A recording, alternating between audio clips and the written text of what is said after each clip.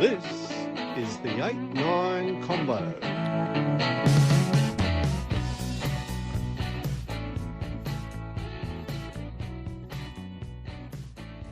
This is the 8-9 combo. I'm Brett McKay. This is Harry Jones. Hello, mate. How are you? It's been a week.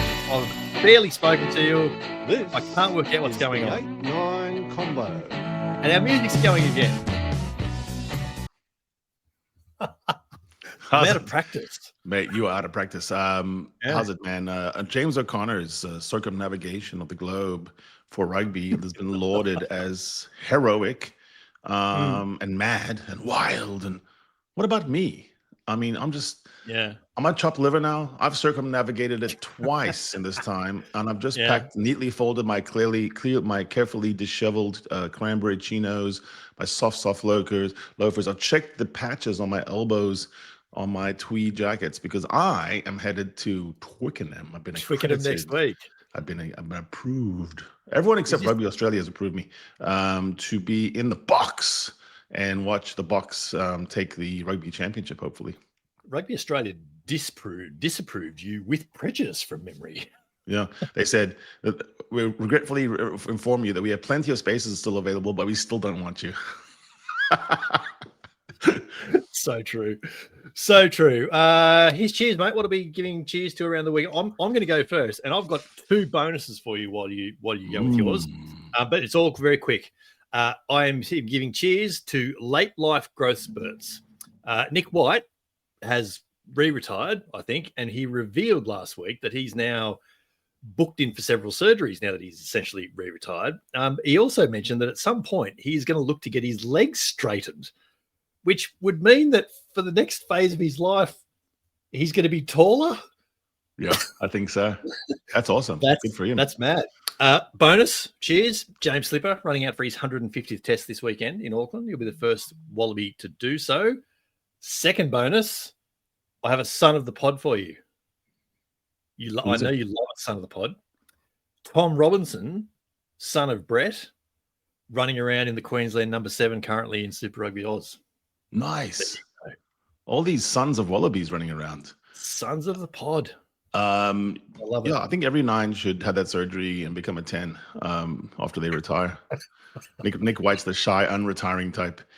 My cheers is for George Whitehead of the Griquas. Good shout. I've got this 55-year drought, and they were at Ellis Park, which, as the Wallabies know, is a daunting place to play. The Griquas really are not favored in any match, but it was a David and Goliath thing. They had 20% of the budget of the Lions.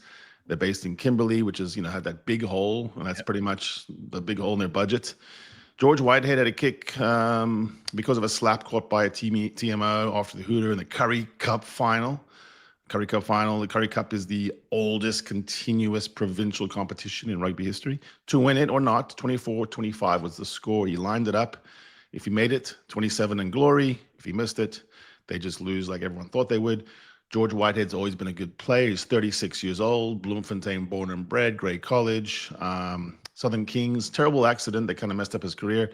And on what would have been his father's birthday, his father passed away earlier this year. He made his 5th kick of the day, and he used a rhino ball. He did. And that is a nice little hint into today. That's a good shout. I actually had that listed to make mention of later on. We might even still do that. We have a really interesting and definitely great rugby chat coming up. But first, mate, tell the nice people why we would love them to subscribe to the 8-9 as we edge closer. We are in sight of 10,000 subscribers on YouTube now. We're getting a little bit giddy. It's trickle-down economics. If you subscribe, sooner or later, down the road, we get money. Money is good for me because I need biotin gummies to make this beard as lustrous as possible. I've been cramming it on. I've been putting a leave-on conditioner with biotin. I have this jar of biotin gummies. Shout out. Oh, my God. And I am there for you. So the more you subscribe, the more you'll see my beard grow, which is sort of Pavlovian, and you'll get pleasure from it, too. Also, the aforementioned Twickenham trip. It's very definite, and it is very, very real.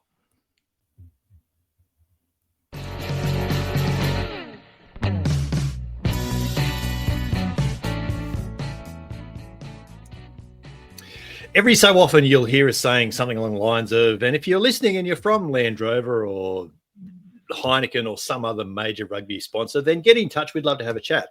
And, mostly it's a throwaway line out of hope more than anything. It actually happened. A few weeks ago, we were talking about the Rhino Ball's first appearance in the Rugby Championship and the Springboks' new deal with Rhino Rugby. And yes, we invited someone from Rhino to get in touch because we'd love to have a chat. Well, the next day, I received an email from the global CEO of Rhino Rugby. Please welcome, Harry, to the 8-9 Combo Rugby podcast, Reg Clark. Reg. Thank you. Welcome, Reg. Thanks for getting in touch. It's a pleasure, absolute pleasure. Now, we've got to ask, were you listening or was someone in the Rhino office listening and said, you've got to get in touch with these guys? I normally, in this circumstance, I would have passed you on to my Australian licensee. I had a licensee previously for 10 years, and we parted amicably. And one of the bonuses of the recent Lions tour was I've identified a fantastic new licensee, but they're not officially launching for another 10 days or so. So in the meantime, it behoves me to step in, which I'm delighted to do. The guys in Australia sent me a clip of what you'd said, and I thought, well, I went online and found you. So wow, there you go. There you go. No, I'm delighted to respond. So we should start saying all kinds of brands, Brett. We need to do it more, don't we? Yes. So Reg, we've had CEOs on before, but we've never had someone who was the recipient of the Order of the Rising Sun Gold and Silver Rays in 2023, awarded to you by Japan, I believe. Is that a real thing? Was that something that just Wikipedia? Let me try and give you the background. It's without going into it in huge detail. I've had a lifelong association with Japan. When I left university in 1980, I went and played rugby for Kobe Steel for 3 years in Japan, which was quite pioneering stuff in those days. Yeah. I'm very proud that I played 10, and I'm very proud that one of my successors was Dan Carter, who I met during Rugby World Cup 2019. I had my photograph taken with him and a Kobe shirt. Anyway, that was the start of a lifelong engagement with Japan. And one of my closest friends was a Japanese diplomat who was widely credited with originally promoting the idea that Japan should host the World Cup. He was a very, very close friend, a great rugby man. And tragically, he was assassinated on diplomatic duty in Iraq in November 2003. And I, together with a lot of Japanese rugby friends in London and the UK, have staged an annual memorial rugby tournament for him ever since, which has had huge resonance in the Japanese diplomatic community, has resulted in me being quite friendly with most of the ambassadors who come through. And in a nutshell, that's what I got the award for. And it's a bittersweet thing because, you get an award yourself for commemorating the tragic death of a very dear friend. So it's bittersweet. But it's a way of keeping his memory. I'm proud of it. I'm very, very proud of it. Nevertheless, it's a way of keeping his memory alive, and it remains a blessing to all. Where is that game staged annually? Well, I was lucky enough to go to Oxford. I got a couple of blues in 78, 79. Went to Kobe in 80. My Japanese friend, Ambassador Katsuhiko Oku, was the first ever Japanese to play for the Blues 15 at Oxford. So we occasionally played at Oxford University. Very cool. And we occasionally played in London. He was an instigator of parliamentary rugby matches. So the Commons and Lords 15, such as they are, turn out occasionally. Who wins that? And it's very low key, very social, but it has quite an impact within the Japanese community in London and elsewhere. Who wins it's very social, but fun. Who wins between the Lords and the Commons? The Lords probably. Well, now they play together. There are 15 able-bodied males in the Houses of Parliament, so they have to rather like the Australian parliamentary team that I have been associated with off and on. You rely heavily on ringers, but the tradition is you try and get 3 or 4 parliamentarians on the pitch. And then a few ringers. It's very, very social. And Boris Johnson. The Australian Parliament team, Reg, is now deadly at the breakdown. Now they've got David Pocock just locked into the number 7 for all of eternity. Well, I've got a very good friend, Andy Turnbull, who runs Australian parliamentary sport and parliamentary rugby, and I've attended quite a few. I know, Andy. I've played a few press gallery cricket matches. In fact, there's one coming up. Andy's a Brit who used to run the parliamentary team in the UK. Then he emigrated to Australia and continued down there. And there's always a parliamentary World Cup before the real World Cup. And I've watched the Aussie team play a few times. And if you say they're deadly at the breakdown, I'll take your word for it. But it's not the highest standard of rugby you've ever seen. I would not want to be the referee in a parliamentary rugby match. I think people would have long They memories. can't get a bloody word in edgeways. They can't get a word in edgeways. It's ridiculous. No, indeed. Now, Rich, people know about the Rhino ball, and now it's South African rugby's ball of choice. But people probably forget, or maybe take for granted, that Rhino is probably the dominant player in the training aid game. So things like tackle bags and crash pads and scrum machines, but personal protective gear like headgear and collision suits and things like that. There you are, there holding a ball with Andrew Porter and several Lions mates. Tackle bags, all of that sort of stuff. You guys have been supplying the Lions for 25 years, I think it is now. It's a long association, isn't it?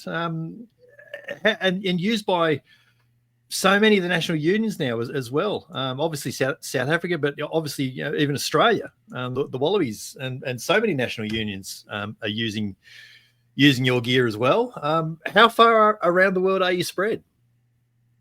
Yeah, pretty much global on the technical training equipment front. When I took over the business, I've been a shareholder in Rhino since 1988, but I took over the business in late 2006 together with Martin Johnson, who's my business partner and brand ambassador.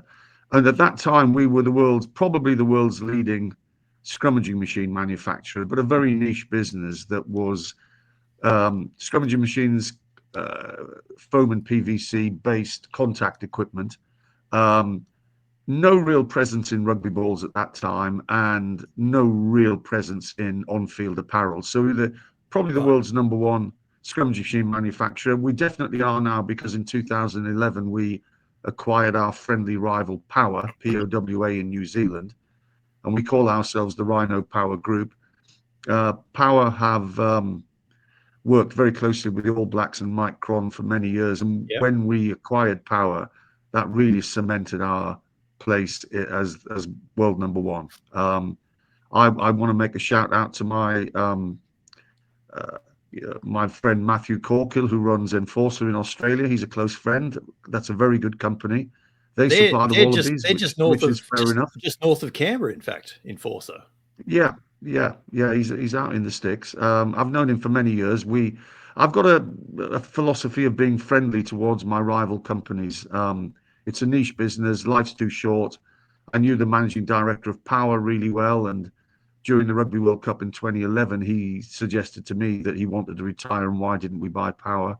On a similar basis, Matthew's a good friend of mine, so we're not going to supply the Wallabies in scrum machines in a big hurry, and I wouldn't want to bid against Matthew. I think he's got a great product.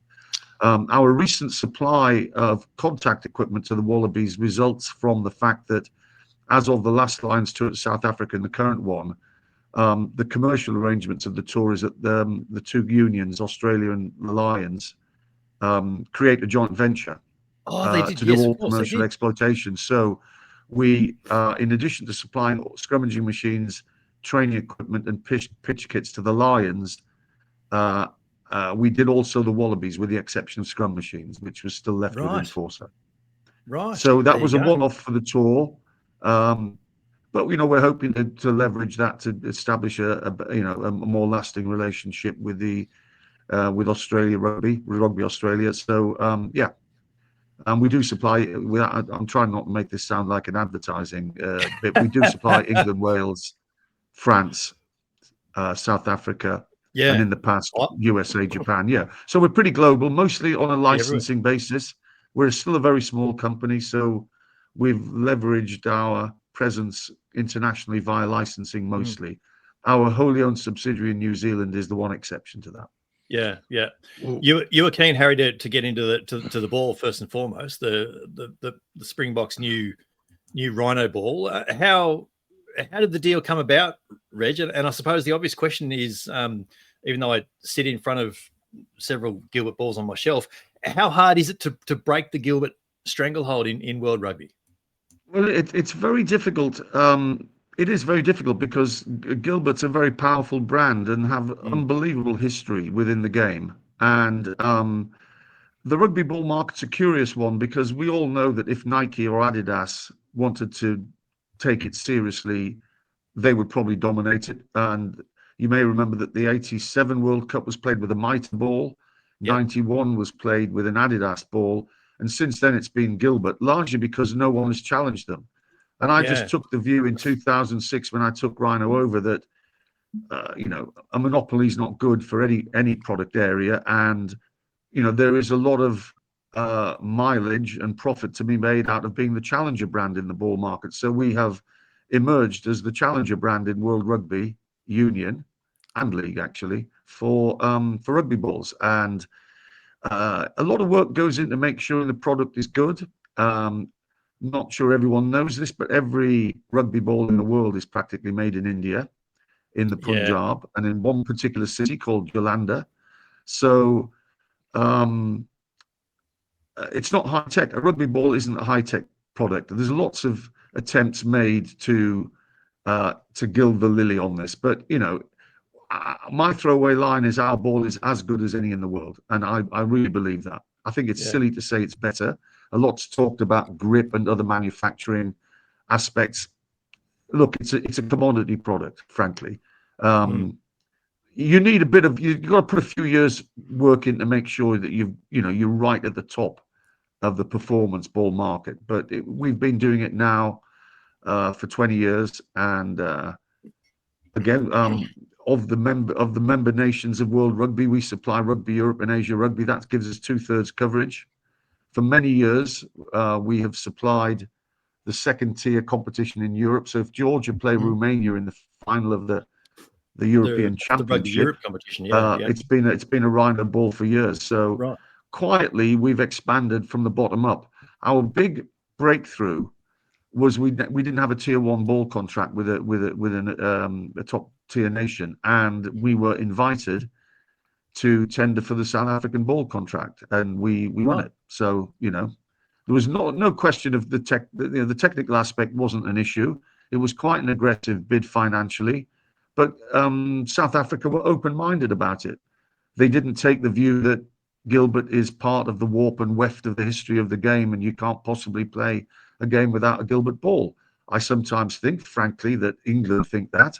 I think hell will freeze over before England even think of not playing with a Gilbert ball, which I think is nonsensical, but that's my view.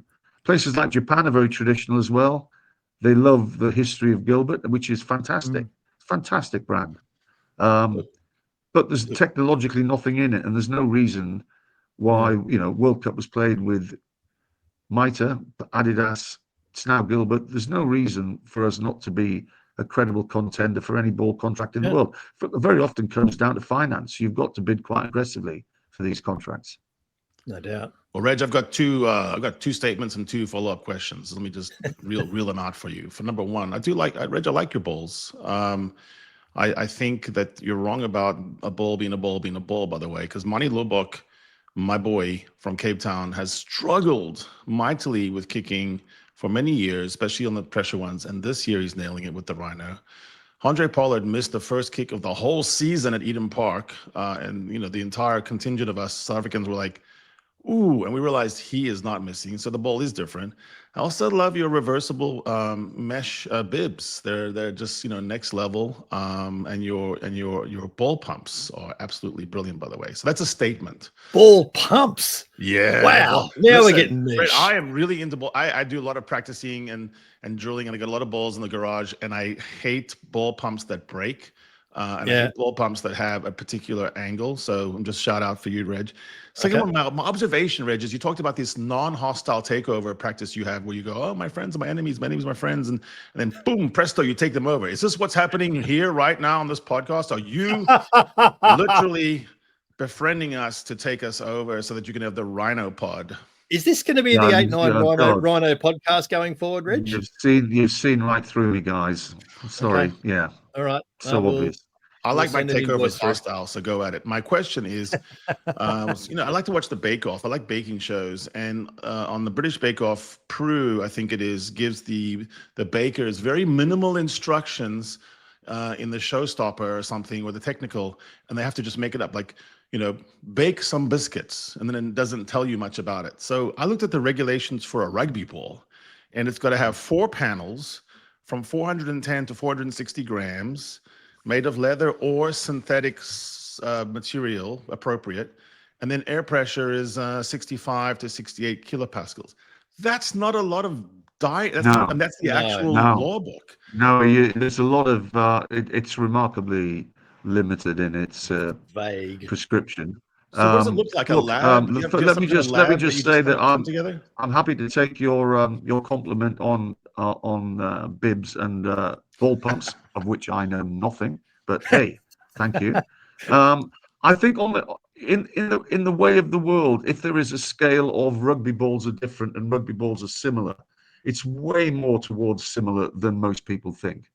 And a lot of people spend a lot of time analyzing this, that, and the other. Now, for example, one example would be the most prominent one was in 2011. The ball at the Rugby World Cup was widely criticized, and if you read Johnny Wilkinson's autobiography, he was livid about it, and there was something wrong with that ball. We don't know what, but the Argentinian kickers were kicking at below 50%.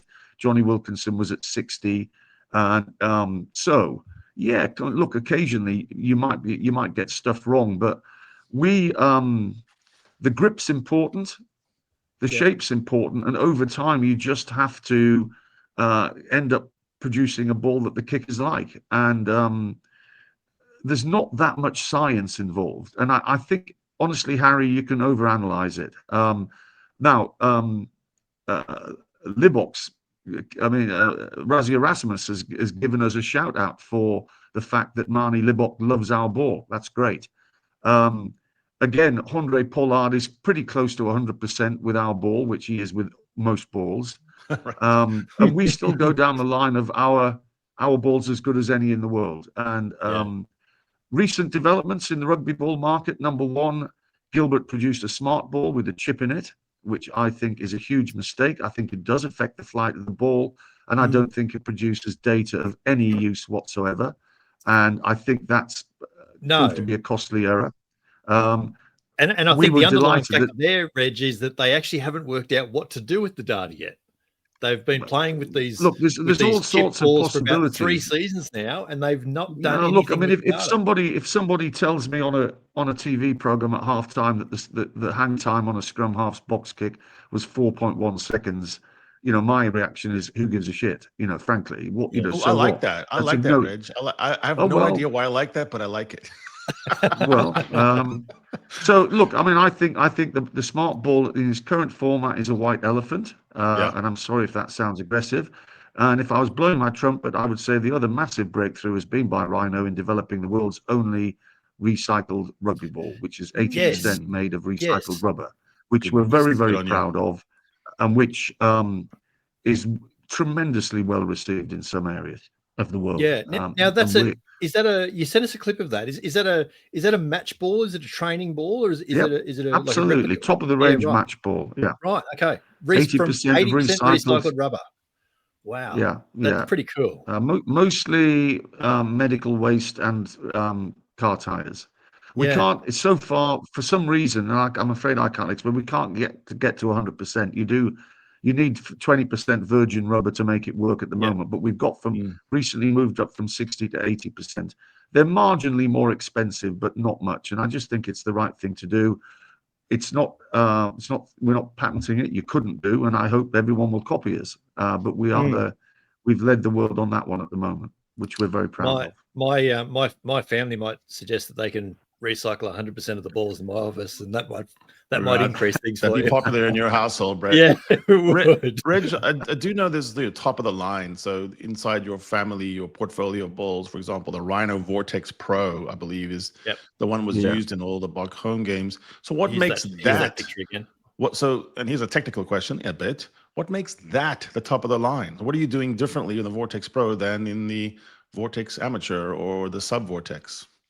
Yeah, it tends to be mostly to do with grip. You know, the grip is the differentiator, and I couldn't go into detail because it's inappropriate. It is confidential, and B, you know, as the chief exec, I probably don't know enough about it. But give us some IP, Reg. We'll keep it safe. It is. It's mostly down to grip technology, which cost a little bit more to achieve. Yeah, I've been lucky enough to acquire a couple of genuine match balls of your competitors, and when you feel a match ball next to a replica ball, one like a supported ball, there is a big difference in the feel. So if you're producing a supporter ball, there's no point in investing a great deal in no, grip, of course, it's just a throw around. It's a throw around ball. Yeah. So that leads me to like the questions, a slightly technical question, I suppose. Is there are there huge differences between the feel and the shape of the Rhino Vortex as opposed to the current Gilbert match ball? And I asked that in the context of New Zealand Rugby have only just in the last 12 or 18 months stopped using an Adidas ball, and we've spoken a few times, Harry, that there was a big difference in the feel between the Adidas ball and the Gilbert ball. So how does the Rhino ball compare? I think the Rhino ball is remarkably similar to the Gilbert ball. The Adidas one seems to be a bit fatter. Yeah, and a bit thinner. In fact, the grip's a bit different. Yeah. You know, rugby league balls are much fatter than rugby union balls. You've seen, for whatever reason. And that Adidas ball always looked a bit fatter to me, and I'm not. The grip felt a bit different. So the only reason Adidas took that ball contract was because they paid so much for the shirt contract. They thought, what's the point of having another brand on the pitch? Because the ball contract is peanuts by comparison. So Adidas had no interest in the world ball market. What they wanted to do is to make sure that if they're dealing with the All Blacks, their brand is on the pitch. That was it. It's everywhere. If Adidas decide to take us on in the world ball market, they'll wipe us all, to the floor. I mean, they've just got more resource. The interesting thing there, Reg, is the Union had bothered. The New Zealand Rugby. I wish they'd bothered to contact us. We weren't invited to tender for that, so they need to have a word with themselves about how openly competitive they're being. That wasn't tendered for that deal. Which I think is wrong. And I credit to South Africa that they were open-minded enough. Reg, have you seen in major tennis tournaments? You'll see at Wimbledon, for example, the top players. They go to the ball boy, and they get 6 balls. They wean out 1, then they go down to 4, then they have 3, and they look at it. They study these 3 balls, and it's just the fuzz or the superstition or a ritual, and they kick one back and they have their 2. And I think it's a form of obsessive compulsive disorder. It's totally no doubt. Totally irritating. Cricket fast bowls are exactly the same. And my lead-in is for rugby. Okay, so I'm at the Stormers with them all day, embedded this year, and kickers have the same thing with rugby balls. It's the same ball, like you're saying, the ball's the ball, but it's not, because we all are quirky about, I missed with that one, so I don't ever want to touch that ball again. And they get upset with the equipment manager if that ball comes their way. And they almost the only time I think it probably has had any real basis was that back in 2011. Dave Aldred, who we work with very closely, probably the leading kicking coach in the world, who was coaching Johnny Wilkinson, and Johnny were convinced that not all of the balls were flying the same. They were fading late. Goodness knows why. But I think I'm prepared to accept that those guys wouldn't get so het up if it wasn't true. So Dave Aldred was criticized for running on with a different ball of one he thought was the good ball rather than the bad ball for Johnny to kick. And there was an argument about it because you're supposed to kick the ball that was in play. Isn't that right? Yeah. Yeah. So they were switching there were some balls narrow they were exceptions. Well, they a were try, convinced yeah. that there was a difference. Now, Yeah. I'm prepared to, if Dave Aldred and Johnny Wilkinson think that's the case, who am I to argue? But by and large, I think it's on a par with the tennis guys looking at the balls and just choosing one, and it's a bit OCD. And I get quite I got quite fed up with I was once told by a leading US coach that our rugby balls were half an inch. Our balls were played with in the Vegas Sevens when there wasn't a series ball, and this a US coach told me that my rugby ball was half an inch shorter than a Gilbert one. It's like, no, it's not. You know what? Where do you get that from? So there's a lot of bullshit talked about it, and I think kickers are a little bit quirky. They can have their own opinions. Mostly, then there's no foundation in reality, in my view. The two adjectives that I always hear rugby players talk when they say to me about a ball, they talk about how does it fly and how heavy it feels. And the feeling of heaviness is what I'm talking about here. That's probably more down to air pressure. And like a minor variation in air pressure can make something feel really different. Just go kick barefooted in a cold weather right now with a rugby ball. You see what I mean? The minute it gets too flat, it feels like it weighs a ton. And if it's I think rugby balls now have more weight and heft to them than they used to have in the old leather days, when leather balls were more streamlined and pointy. I mean, I speak as a fly half. I didn't like a pointy, light leather ball. I liked one that was heavier. The big breakthrough in ball technology in the 1970s was the Mitre multiplex. It was the first synthetic covered ball, and it was a bit heavier, and I liked it a lot, actually. Also smoother on the end, I like, think. Then the leather would pucker up a little bit on the edge, as it deflated. I like a ball with a bit of weight to it rather than a very light, flighty one. Personally, and I think all balls now are heavier than they used to be. Yeah, obviously the degree to which they're pumped up, but I mean they're pretty specific about what degree of pressure that they're pumped up with these days. Yeah. The interesting thing when you talk to players, and I go back to the example of the Adidas ball and all the Australian players. There was a season there where they played the Super Rugby Trans-Tasman season, and they used the Adidas ball in New Zealand and the Gilbert in Australia. So whenever the Australian teams were going to New Zealand, they would have to train with the Adidas balls for the week, and you ask an obvious question. How do they feel? How do they feel? Do they feel different? They do feel a little bit different. And they all said the same thing. The kickers loved them because they flew a bit further. The hookers hated them because they didn't fly the same in the air for a line out. The line out throwing was just a little bit off because it was a different field. Well, my comeback, I would say two things. One is, I think there's a lot of over-analysis there. I think kickers, they're great. Hookers, no, they're not. I'm very cynical about that. But more importantly, and this is, again, if I'll tell you a story that's very pertinent to this. We bid for the Lions ball contract for the series, and we didn't get it. And one of the feedbacks we got from the Australian Rugby Union, and I'm not criticising them in any way, was that we don't want our players playing with a Gilbert ball 1 week and then a Rhino one the next because of the consistency. Well, these guys are professional sportsmen. If you're a soccer player getting paid quite a lot of money in Europe, you use 4 different balls in the course of a season. The FA Cup's Adidas, the league is Mitre, the European is a different one. Do you ever hear Messi talking about the ball? No, he's a professional sportsman. You get on with it.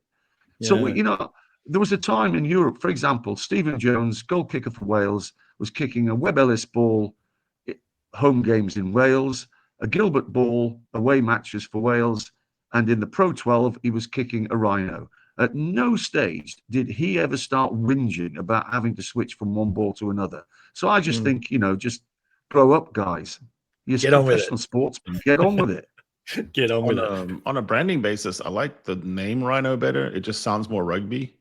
Like I'm kicking a Rhino. It just sounds tougher. Yeah. It sounds look. If Rhino feels like it is perfectly made for tackle bags and crash pads, which we should definitely get. Like just when you're hitting a Rhino, when you're hit by a Rhino, you've been hit. So that just feels like a like a good fit to me. I'm popping this image up here, Reg. This is your Lions series, and our people. If you're listening to us on the pod, we're showing some images on the YouTube clip. So check that out. When we're talking about tackle bags of different heights and sizes, you've got sort of chop bags that are lower. You've got your sort of taller traditional ones, different crash pads and things like that. But there's so much more to it than the way that these bags are all used. Obviously, your ruck bags are fairly, and your contact bags are fairly self-explanatory. Your tackle bags are used for numerous different things, and then you've got these brilliant inventions that you call a climbing bag, which is used for your for like your aerial contest practice, and it's for your back three player to practice the aerial ball. And we're looking at the image, and I feel for the poor assistant coach that has to wear that thing and just be jumped on for half an hour at the end of training, because that doesn't look like it'd be much fun. It's quite a skill. It's quite a skill getting in the right place wearing one of those things to help out. But the climbing bag's a very big seller at the moment. If you look at the way the Springboks in particular use the high ball, in terms of, as a tactic, the back three practicing taking the ball under pressure is a huge part of the game. So that's a very big seller. The standard, large tackle bags, small tackle bags, standard hit shields are still the best sellers, but the smaller ones that fit on the arm mostly came out of New Zealand. So if you look at the ones in that picture that was just shown, the smaller ones that fit on the arm were developed by Power and kind of come out of rugby league, on the left there. Yeah. They came out of rugby league.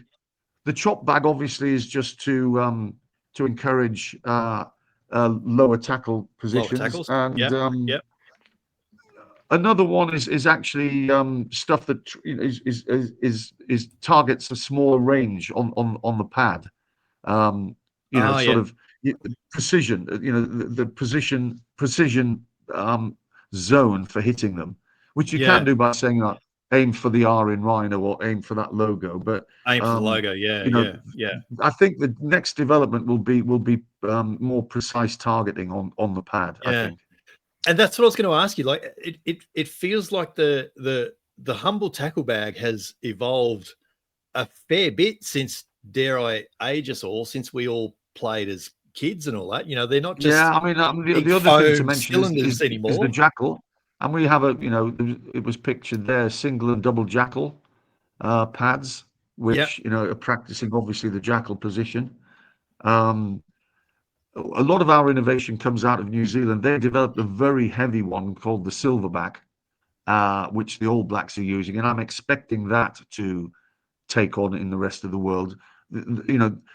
Good coaches now are able to use configurations of pads, 2 or 3 pads together to create what they want in a jackal zone. But we do have specialist jackal pads also, which are mostly selling at the professional end of the game.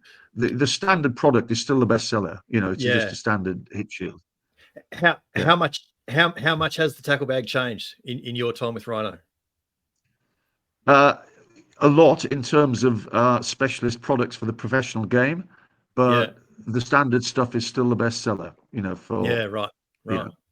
And how does a new product like the climbing bag or like the jackal pads that you talk about, how does something like a new product like that come about? Is that a coach getting in touch with you guys saying, I've got this we've got this in mind, can you shape something up for us? Yes, absolutely. And, I will give a shout out to, for instance, Mike Cron, the New Zealand scrum coach, recently coached the Wallabies. He's never had a commercial relationship with us, but he is very concerned about safety in rugby and scrummaging. He's the sort of world rugby top guy on scrummaging. He has been, I'm getting into scrummaging machines rather than tackle bags here, but he's been that's right. I'm heading there as well. In helping us redesign scrummaging machines because of the change of engagement laws. So as you know, in the past, there was this kind of headbutting competition, which was not good, not safe. And then World Rugby changed to crouch bind set, at which point what you needed was a benign reaction. So we developed a new machine that's the one there, or at the bottom that has bottom right actually there. That's the Rhino Is that Dictator that has the pneumatic Dictator, pushback arms. Yes. But there's one in New Zealand that uses springs from a rally car. So what you want to do is you want to hit a machine. You don't want to hit a static machine. It's dangerous. It's got to have give. But Yes. You don't want pneumatic pushback, because we believe that's dangerous. We've got a couple of examples of that over the years. If a prop is against a machine and he's static and he's got the power of the rest of his team behind him, if the machine proactively pushes back, he's going to get your Achilles squashed. tendons could snap. Yes. But if you hit a machine that has, for instance, springs from a rally car, you hit it and you get a pushback, but it's benign. And the latest design under the crouch bind set regime was Micron, he didn't do it for money. He did it because that's what he thought should happen. That's what it needed. Yeah. And he's a great example of a coach who's always been advising developments with the good of the game at heart.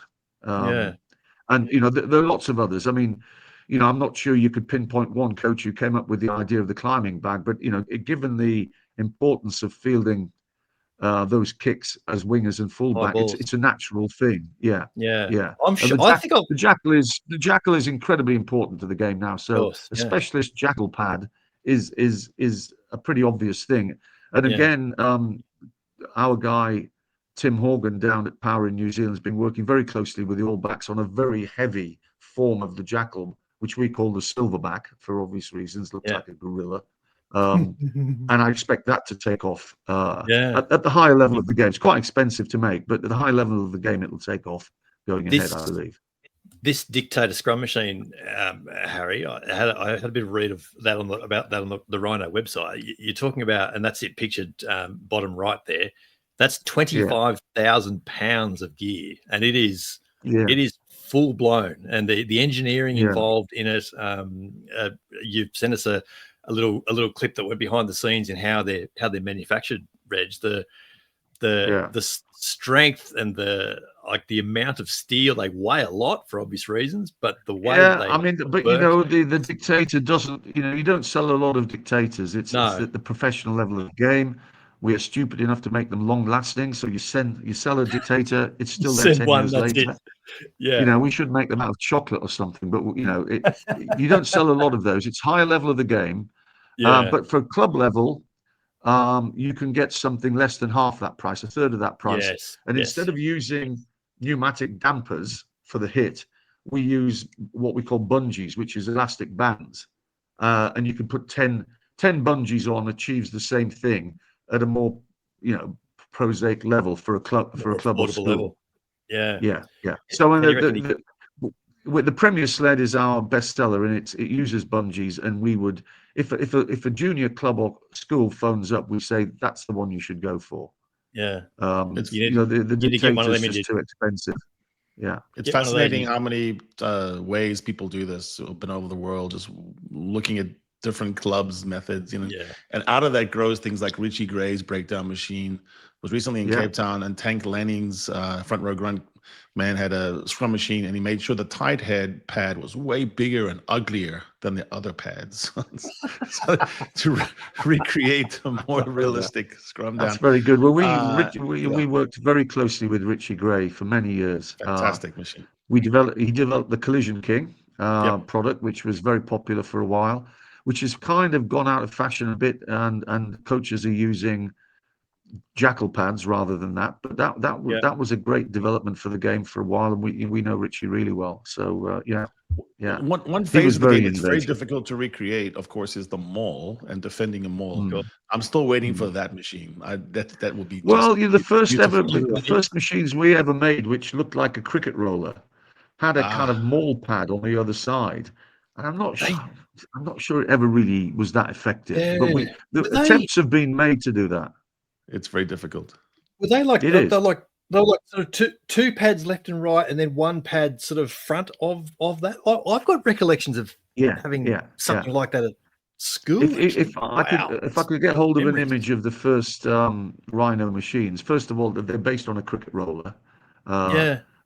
which is it's a good system. But secondly, they all had a maul pad on the other side, but it never really. I Never don't think took it was off. that effective. It Yeah. never took off. Is your Yeah, R&D also in India, or is that in England? What? Sorry. A facility where you do the actual research and development. Maybe you have players come out or machines, hurling a Not in ball. India. India really is our manufacturing, supplier in India really does rugby balls and other stuff like head guards, Yeah. contact suits, kind of fast-moving consumer good type things rather than the big stuff. R&D is really done. For instance, our essential global HQ. I mean, I'm based in London, but we run out of Cardiff, and we're very close to the Welsh Rugby Union and Cardiff Rugby. And we regularly down at the Vale talking to the coaches and the players. So, for example, James Botham has developed his own particular head guard, which we're joint venturing with him. And he would say, "This is what I want in a head guard, and we've changed it here and here." So that's an individual player doing it. Yeah. But you've just got to talk to the world's leading coaches continuously and listen to what they're saying, because they come up with ideas all the time. So there's no R&D facility really. But I would love that. I would love the idea of. I would prefer to go there than to Euro Disney. I spend a day just doing all these different facets of rugby with a scientist, with electrodes hooked up and There's an idea for That'd you. be proper. That'd be proper. Reg, this has If been. you go to the World Rugby Museum at Twickenham, you can. They've got some quite good interactive stuff. You can goal kick and you can bash against a Rhino scrum machine and get a score. So maybe that's your starting point. There you go. That's you next weekend, Harry. Yeah. Reg, this has been fantastic. We hope we would get into an area of the game that we probably all see and we've probably all touched at some point, but we probably haven't thought about it too much. So it's been great to get this kind of direct insight from you, and to get it from firsthand from the guys heading up the leading player in the world market. Thanks so much for giving us some time and having a chat with us. I just again the final advertising feature. I will have a new licensee in Australia within 10 days, and I'll be telling the whole world who they are. They're great people, and I'm looking forward to developing my business there with them. We've got the Rugby World Cup coming up, 27, women's in 29. There's going to be a lot of excitement going on down there, and I'm delighted to have some good guys in place. No doubt at all. Thanks so much, Reg. Watch this space. Brilliant. Yeah, pleasure. Absolute pleasure. Really enjoyed it.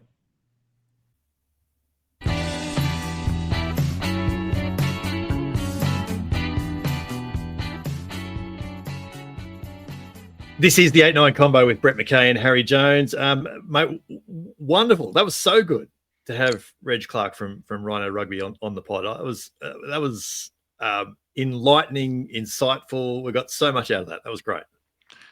For you, it's like rugby ball porn. I know you are an obsessive person about rugby balls. A little bit. So hopefully our audience shares that opinion. What I got from it was actually off air. It was fascinating to hear Reg talk about the moment, which was the greatest triumph, was landing the Bach contract, but then realizing how he watched the game was different from how we did. He was paralyzed with fear that a similar accident might happen, like when Antoine Dupont exploded a ball. What if that happens to your ball? It's the first time it's out, and then you get the worst possible publicity. And so I thought, it's kind of like you just want to get the match to an end, and everyone make their kicks. You don't even care what happens with the game. You just want gun barrel straight balls. You don't need any fade or hook. You don't need any of that. No, that's spot on. And look, the kickers seem to like them, so it's gotta help. Although James did miss those kicks. Sorry, go ahead. Yeah. So, I think it's interesting to imagine a world in which people are testing these things out. So I want to find that place in the Vales of Wales and rock up and just like try to do weird, grubbers and diagonal kicks and see what happens with the ball. It'd be fascinating. I do think it's funny how little ingredients, directions World Rugby gives you about what a ball must look like. And it strikes me, it doesn't even tell you exactly how these panels must work. So we could have very different looking rugby balls. Yeah, we could have square rugby balls. Yeah. we better get into some games of the week, mate. And it's Rugby Championship round 5 this weekend. New Zealand v Australia in Auckland on Saturday evening. South Africa, Argentina in Durban in the early hours of Sunday morning for me, but it's obviously Saturday evening in South Africa as well. Teams are out for all bar Los Pumas at time of recording. New Zealand's team looks, I think, fairly as expected. Scott Barrett being out with a shoulder injury is perhaps the major talking point there. Ardie Savea will captain the All Blacks at Eden Park. Fabian Holland comes into the side. Otherwise, I think that was pretty well as expected. Damien McKenzie back to the bench. Will Jordan back to fullback. I don't think it really matters. I mean, no, neither do I. It does matter for Roygaard to be in because he's a different kettle level. Yeah, that's a good point. But I think what ails this All Blacks, and before people say, what ails them, they're second in the world, there's something wrong with the All Blacks, and the All Blacks know it. I don't think it's really this guy or that guy or this. It's almost more the way they're playing. And to that I go to the coaches more than anything. So unless they change the coaches, I think they're going to have a pretty similar thing, which is sometimes it's going to look really great for 10 minutes, 15 minutes, 30 minutes. They don't seem to be able to put a 70-minute plus performance out there. Yeah. Same thing could be said about the Wallabies. So it's almost like whose good 30 minutes is going to cancel out the other guy's good 30 minutes. Yes. And when will they happen? And where will those 30 minutes come? Yes, exactly. And what if right. they're both playing brilliant at the same time? Oh my God, what does that look like? We'll be in for a treat there. Yeah, I think there's, and I wrote as much for Rugby Pass this week before the teams come out, but the teams coming out confirms, I think, that there's a bit of a set piece opportunity, I think, for the Wallabies. And then Scott Barrett not being there in line out, I think, is a definite thing. Australia actually made a surprising number of changes. It's about 6 or 7 all up, with a couple of positional changes. Andrew Kellaway was ruled out earlier in the week with another calf strain. The Wallabies are having problems with their baby cows. Harry Potter's on the wing with Max Jorgensen going back to fullback. Lenny Kitau's back. Tom Hooper's on the side of the scrum for Rob Valentini. Lukan Salakar-Loto makes his first start for 2025. You'd be very, very happy to see him back. I'm very happy to see Tain Edmed on the bench. I also want to say to everyone who keeps arguing about Tain Edmed and giving him grief and taking very personal shots, kiss my white, hairy, biotin gummy-infused arse. Joe Schmidt knows a bit about rugby, and he keeps picking Tain Edmed for a reason that you don't understand. And if you are continually going to argue about that, then explain to me why he was the third best of the Waratahs, but suddenly at least the third best in Australia. I'm going to go with Joe. I'm sticking with Joe. I think he sees something here. I think it's fascinating to see his picks. I kind of like your bench, by the way, in general. I think it works well. And my only worry for you is the start. So I'm not so worried about Tain Edmed and Tizano and those guys off the bench. I'm actually worried about that first 25 minutes of drunken berserker fury at Eden Park. Can you just when the reaction is visible? Yes. Don't play. I know it works later when you play, but just Wallabies, don't play so much rugby in the first 20 minutes. It gives too much counterattack to Will Jordan. Just kick the ball into row 7. Yeah, that's fair. Let Nick Frost try to steal a line out, because I think that is a really good play. Is just put some pressure on their wobbly line out. Yep. I think that'll be a thing. Joe Schmidt said in the naming of the team, and he actually suggested that James O'Connor starting was a bit of a byproduct of the change being necessary at scrum half. And obviously Nick White has started the last 5 tests. And he's now re-retired, so he's not there. Jake Gordon hasn't been listed as being injured, but there's a suggestion that he's maybe not quite 100% fit. So Ryan Lonergan is in line to make his test debut, and long-awaited test debut off the bench. So McDermott's starting. They've decided to sort of cash in on the the old Queensland connection that O'Connor would have with him. And that's part of the reason why O'Connor is starting this one and not coming off the bench again, which he has been pretty effective. Kind of exciting for you, Lonergan getting his debut. That's gonna be great. I'm really happy for Ryan. He's been in. I reckon he's been in 7 or 8 Wallaby squads in the last 3 years. My research supporting your theory about Jake Gordon would be that I just watched an Instagram clip or TikTok, and they were grabbing Wallabies as they came in off training and saying, if you had been athletic as a child, what sport would you have played? So it's kind of being funny. And everyone was in their togs except for Jake Gordon, who had a tracksuit on. Right, okay. That's you're revealing. You're right that he wasn't 100%. Yeah. It just, I mean, it's a hell of a pressure cooker for Lonners to make his debut at Bledisloe Cup test at Eden Park. But, he's a fundamentally sound player. Very, very, very fundamentally sound players can usually survive pressure cookers. It's the ones that thrive off of really crazy stuff, and they go in there and you don't have time. So I think, for example, Tane learned something last week really valuable about the time you need, the time you don't have at Test rugby and the charge down, and then he immediately produced a 50-20 sweet 50-22 thereafter. And I think you grow into those moments. So Ryan Lonergan, probably whatever he thinks the time he has for the box kick is less than that. Half as long. Yeah, exactly. Exactly. We'll be back with the TRC post-mortem post-match in Eden Park. We'll do it straight after that, won't we? Yeah, that would make sense. Yeah, let's do that. South Africa v Argentina in Durban on Saturday.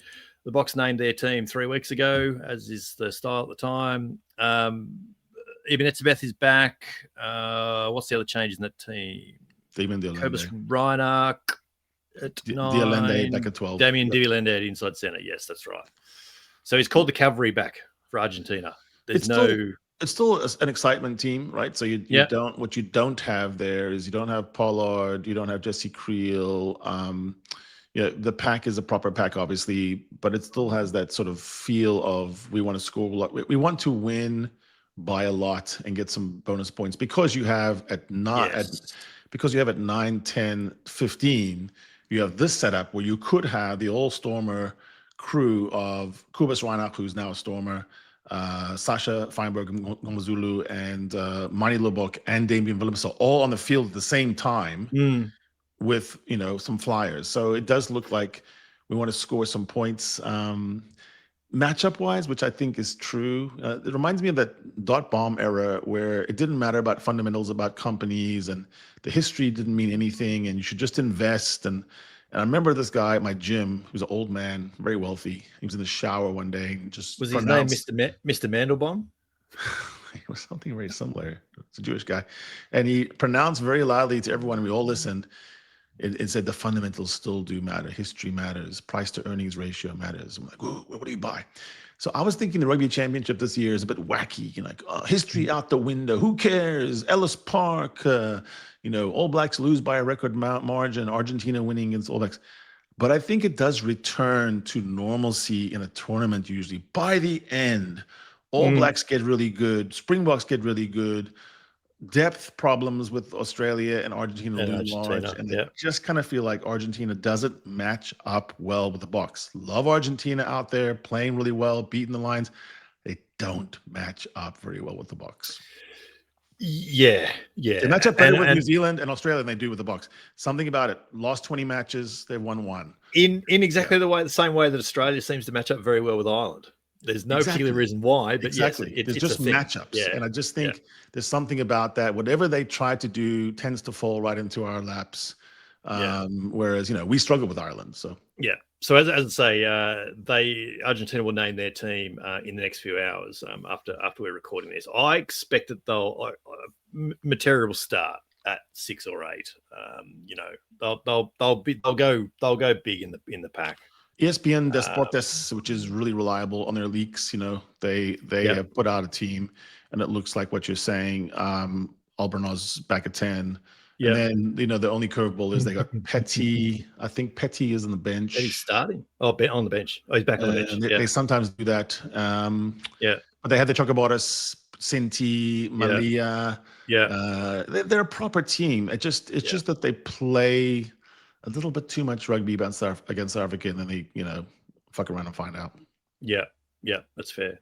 Carlos Alcaraz coming off the bench. Yeah. With his headband and Since you've said wristbands. that, you've actually made me put an image of both Carlos Alcaraz and Thomas Albanese together to see how close you are, and they look nothing alike, mate. I don't know how you think they're the same. I mean, their names. I get it's about the name confusion. Alcaraz, Albanese. Yeah. Right. Gotcha. Elsewhere this weekend, Women's Rugby World Cup final, Canada v England at Twickenham on Saturday. New Zealand, France, the third, fourth playoff is also at Twickenham earlier in the day, so they're doing double header for the two playoffs. Be interested to see how that goes. Huge TV numbers the Women's World Cup has been getting in Europe, I'm hearing, which is great. The Premiership and the ERC start this weekend, mate. Are we bundling them in with the top 14? We're not ready to talk about them yet, are we? I'm not. I mean, I decide, how interested I am based on what happens with the Stormers. Based on how the Stormers playing go this Leinster, weekend? Yeah. and I do like it. I like this matchup. Leinster didn't send all the big boys, and people like Arceus Neyman are busy elsewhere. Yes. But I do think they also fell into a trap. They were training at Sachs, and that school is right under the backside of Table Mountain. It's a beautiful spot. And I just feel like Leinster's going to have too much fun, and they're going to be too soft, and they're going to forget that it's a rugby match and we're going to beat them. And then you'll be interested in the ERC for the rest of the season. They'll be all about it. Huge congratulations, obviously, to Griquas, who did claim their fourth Currie Cup title with the aforementioned 83rd minute penalty to George Whitehead. The Lions thought they'd back in with it. Like they've had a rough couple of years, the Lions, and they were thinking, can we just Currie give Cup. Ringo a hug? I mean, he's had a tough year so far. Legitimately, personally, but also his teams just keep getting done. And I don't know. It's almost trauma at this point. A year ago, Jordan Hendrickson nailed one from 55 to beat them at Ellis Park, and here we are again. Whitehead gets them. I can imagine he would have preferred to get done by 30 than to lose by a penalty after the siren. With a TMO noticing a slap and reversing a penalty that had been won. Oh, yeah. That's rough. Canterbury suffered their first NPC loss of the weekend. Went down to Otago in a Renfrew Shield epic last weekend. Otago will defend against North Harbour this weekend in Dunedin. And in Australia, mate, the Western Force are guaranteed to host Super Rugby Oz Grand Final after 2 straight wins. But interestingly, in the last round this weekend, the Waratahs, Brumbies, Reds can all make it. So they're all playing. It's all very much live for this weekend. And there's other factors. It's a complicated equation. It's confusing. So it is a bit confusing. Postmortem's back, as I say, after Bledisloe won in Auckland. I can't wait for that on the weekend. It's just going to be such a good game. This is the Wallabies' best opportunity. It's the best Bledisloe in a while. It feels like it. I hope we're still saying that this time next week. I think really All Blacks will win because I think Perth is their better opportunity, as our friend Jeff Parks put it. Like if there's going to be one that goes, and then I guess New Zealand keeps the Bledisloe if they win one of them, right? That's how it works. Yeah. This one's rough. So it's on just that, rough to go to Eden Park. It just is. Yeah. It's rough to go there anyway. Now it's rough to go there when they're all mad and crazy and upset and brooding. Yes. So Australia needs 2 wins, but a draw in Auckland and then a win in Perth would be enough. So actually, there was an interesting conversation. I see. That's how it works. Interesting conversation on one of the Stan Sport panel shows this week, where they actually said, Harry Wilson and the Wallabies were praised for not just going for the draw in Townsville. They went for the corner. They won the game. A draw is like a win in Bledisloe 1. That's what I want now. It's got to be in the back of their mind now. It's got to be in the back of the mind. 23 all, and I want Tane Edmed to make that final 3 to draw. And that it would be jubilation, and the All Blacks would be so sad, and you guys would be jumping around if you got a draw. And you should. Yeah. The post-mortem would be incoherent. 23 all, Tane Edmed, the hero, man of the match. There you go. Yeah, it could happen. It could happen. Anything else then before we wrap it up? I think we're done. It's been meaty. Gonna go pump up some balls in the garage. It's been bally, it's been crash paddy, it's been scrum machine. It's been really, really interesting. But it is another great episode of the 8-9 combo behind us. Our sincere thanks to Reg Clark from Rhino Rugby for joining us, and very much for sending me an email about 6 weeks ago. I'm glad that we've been able to put all this together. So thanks, Reg. We've really enjoyed it. Tell us what you think. Tell us what you've learned by following Harry and I on the socials. You can find the 8-9 combo on the socials as well, and you can have your say right here on the YouTube channel and on Spotify as well. We'd love to hear from you. Shares, ratings, reviews, all of that sort of stuff, we're very welcome. This is the 8-9 combo, the short side set piece combination you didn't realize you needed in a rugby podcast. I'm Brett McKay. He's Harry Jones, and we will be back in your ears post-match on Saturday. Come ball with us. Here goes Jones with another bruising run. He links up with McKay, who pops back to Jones. They can't. They won't. They will. What a try. The Dream Team combo go in again.